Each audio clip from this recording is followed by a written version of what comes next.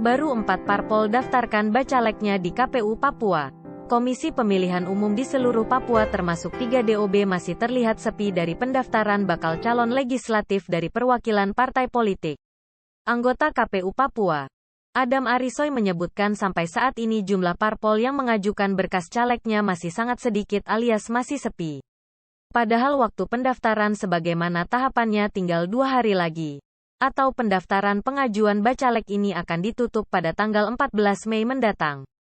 Berdasarkan data resmi KPU Papua, per tanggal 12 Mei baru 4 parpol dan 6 bacalek DPD yang mengajukan berkas pencalonan. Di Papua Pegunungan pendaftaran berkas justru didominasi oleh bacalek DPD sementara bacalek dari parpol masih nihil per tanggal 11 Mei. Untuk Papua Tengah juga demikian, belum ada parpol yang mendaftarkan bacaleknya.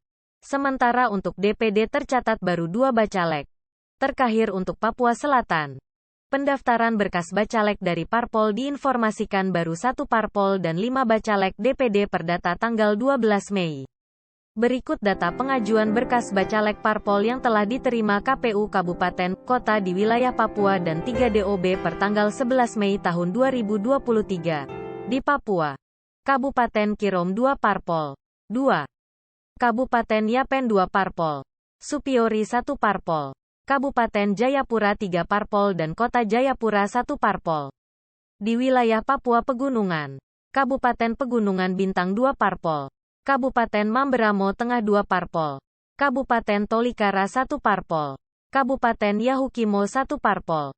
Sementara Kabupaten Jayawijaya, Lani Jaya, Nduga dan Yalimo masih nihil alias belum ada pengajuan dari bacalek dari parpol setempat.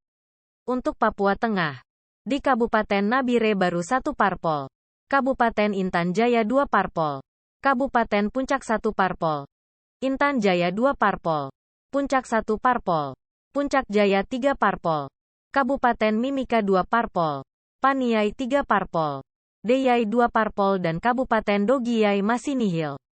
Terakhir di Papua Selatan, Kabupaten Asmat 2 parpol, Kabupaten Mapi 2 parpol, Bovendigul 2 parpol dan Kabupaten Merauke 2 parpol. Semua yang tercatat tersebut berkas pencalonan bacalek dari parpol telah dinyatakan lengkap dan diterima oleh KPU, kata Adam. Sementara di KPU Papua Pegunungan pendaftaran caleg DPD tuntas, namun parpol masih nihil. KPU Papua Pegunungan belum menerima satupun pengajuan pendaftaran bakal calon legislatif dari perwakilan partai politik.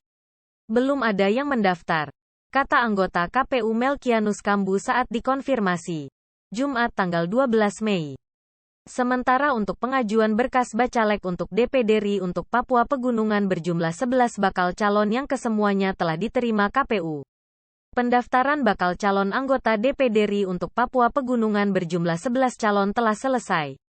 Adapun bacalek DPD yang telah diterima berkasnya yakni Jan Petersen M. Wenda, Paulus Sumino, Matias Heluka, Nelson Wenda, Evalina Gultom, Arianto Kogoya, Sopatersam, Tepinus Waroman, Maiton Gurik, Demius Sup dan terakhir Desmond Dewanimbo. Sementara berdasarkan data resmi KPU Papua Pegunungan, untuk pendaftaran bacalek di kabupaten, kota sebagai berikut. Kabupaten Pegunungan Bintang 2 parpol, Kabupaten Mamberamo Tengah 2 parpol, Kabupaten Tolikara 1 parpol, Kabupaten Yahukimo 1 parpol. Sementara Kabupaten Jayawijaya, Lani Jaya, Nduga dan Yalimo masih nihil alias belum ada pengajuan dari bacalek dari parpol setempat. KPU Papua tunggu petunjuk teknis revisi pasal 8 PKPU 10. Komisi Pemilihan Umum, KPU Papua dan KPU 3 DOB di Papua masih menggunakan pedoman pasal 8 PKPU 10 tahun 2023 terkait dengan cara penghitungan 30% pengajuan keterwakilan perempuan jumlah bakal calon anggota DPR, DPRD Provinsi dan DPRD Kabupaten, Kota perempuan di setiap daerah pemilihan, Dapil. Kita masih gunakan PKPU 10 tahun 2023 dengan 2 ayat yang ada, kata anggota KPU Papua, Adam Arisoy, Jumat tanggal 12 Mei. Sebelumnya, KPU RI secara resmi merilis perubahan PKPU 10 tahun 2023 pasal 8 ayat 2, yang semula dalam isi pasal tersebut berbunyi, dalam hal penghitungan 30%, jumlah bakal calon perempuan di setiap dapil menghasilkan angka pecahan, maka apabila dua tempat desimal di belakang koma bernilai A kurang dari 50, hasil penghitungan dilakukan pembulatan ke bawah, atau B 50 atau lebih, hasil penghitungan dilakukan pembulatan ke atas, menjadi dalam hal penghitungan 30% jumlah bakal calon perempuan di setiap dapil menghasilkan angka pecahan. Dilakukan pembulatan ke atas, di mana di akhir rilis tersebut juga dijelaskan.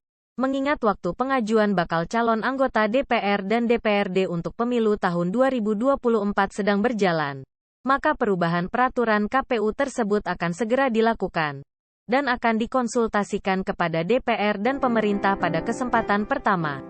Yang pasti kami menunggu perubahan PKPU atas hasil revisi dari pasal-pasal tersebut, kata Adam.